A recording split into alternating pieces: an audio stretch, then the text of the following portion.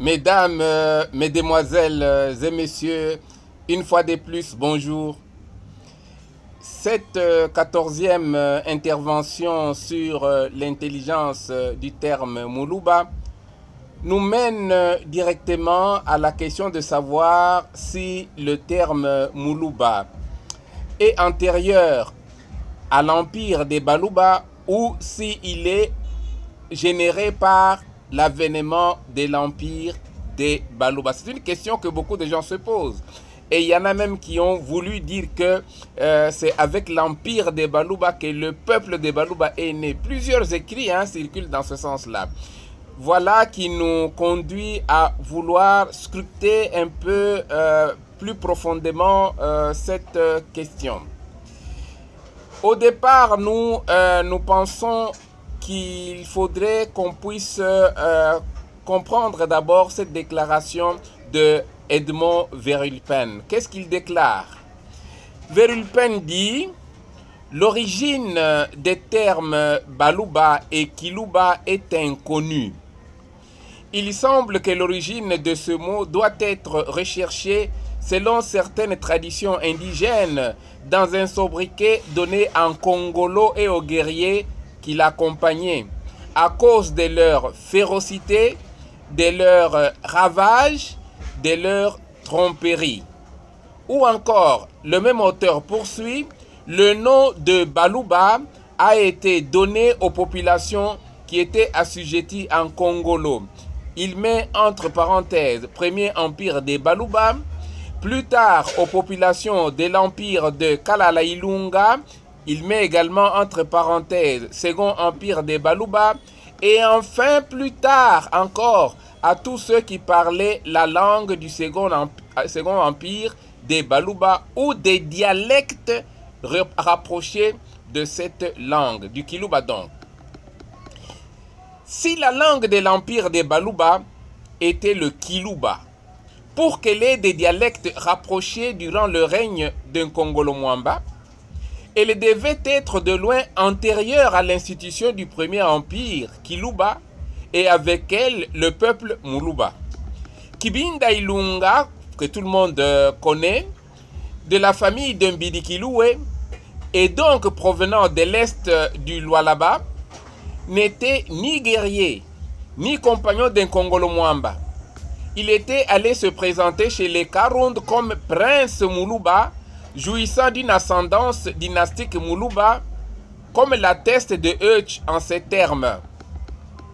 Chibinda Ilunga, lui, entre parenthèses Louège, rendit hommage en exécutant le salut rituel dû au souverain. Il se présenta comme le petit-fils du premier roi Luba, Mbidi-Kiloué. Tout connaisseur de la tradition des Baluba sait que Mbidi-Kiloué n'a jamais régné en personne sur le peuple Muluba, à Mouibele ou à Munza, pouvoir qui reviendra à son fils Kalala Ilunga Mbidi. Le Buluba, les Baluba et le Kiluba sont de très loin antérieurs à l'époque de l'organisation des empires, comme l'atteste Krin Mavar en ces termes. À une époque très ancienne, les ancêtres des pêcheurs Wagenia, originaires de la contrée lacustre du Shaba, Katanga central, descendirent le Lualaba jusqu'au-delà de Congolo et occupèrent toutes les îles du fleuve. Le calcul lexicostatistique attribue une profondeur de 740 années à la séparation qui était intervenue entre les Wagenia Baenia de Kisangani et les Wagenia du Shaba, du Katanga donc. Ce qui nous reporterait à 1230. Une date qui prend valeur d'impossible parce que justement, coincé entre 800 installations d'un fonds de population pré-Luba Shankadi et 1450 avènement de l'empire des Baluba Shankadi. Il poursuit donc Krin Mavar.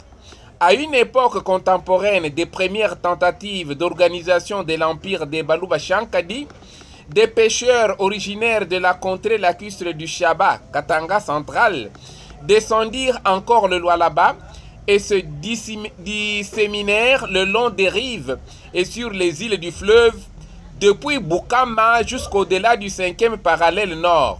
Ces pêcheurs, connus sous l'appellation générique de Wagenia, descendent de l'ancêtre Kikulumanda.